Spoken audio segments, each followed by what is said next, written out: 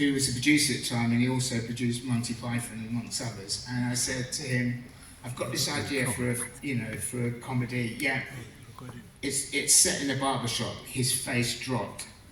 And he said to me, have you any idea how many barbershop comedies I get per week? I said, why do you think I would have any idea if I came in and told you about barbershop? If I had any idea that, I wouldn't have said that, would I? But the thing about this barbershop is, it's not about getting your hair cut. It's more of a social service. It's a drop-in, it's a community centre. It's the first black business that's specifically for black people because it deals with a black product, hair. So he says, oh right, so then he started to prick his ears up and I said, yeah, and the other thing is, the main man, DESMONDS, he can't cut for a billion, so he can't cut hair. Then his eyes really pricked up. And so by the end of that meeting, I walked out with a commission to write the first episode of DESMONDS at least. Woo, woo, woo, woo, woo, woo, woo! Yeah! But being from South London, that wasn't enough for me, right?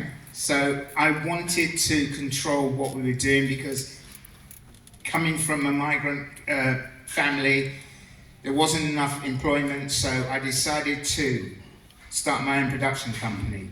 And that came about because for Queen and Country, the film I wrote, his world premiere was in Cannes.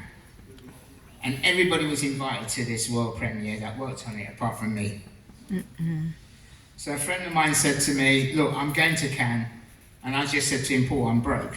And he said, don't worry, bruv, we'll drive. So we drove from Peckham to Cannes. And I got there just in time for the film to be screened. That's a friend. And as I walked in, I looked around and I was the only black person there. Right, apart from Denzel, who they flew in to talk about the film. Wow.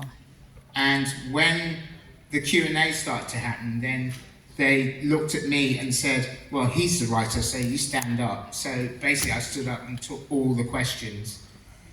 It was so embarrassing for Working Title, the production company, that they gave me a whole wedge of cash and said, I don't know where you're going to find accommodation, but if you can, we really want you to stay to take the press. Wow.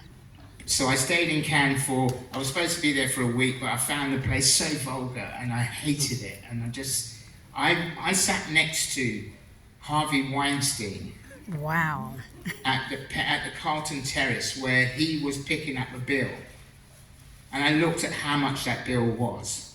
And that was more money than I earned that whole year. And I felt sick after that. And I vowed I'd never go back. Ironically, I went back 10 years consecutively thereafter because I formed a production company called Wicked Films with a bunch of young people who never got into the industry before, and we employed young people too. So what we did was, when they came for an interview, we said, so, what do you want to do? And they'll say, well, can I be a director? If they said they want to be a director, I'd say no, because there are so many jobs behind filmmaking. So I say, go away and think of something else that you want to be.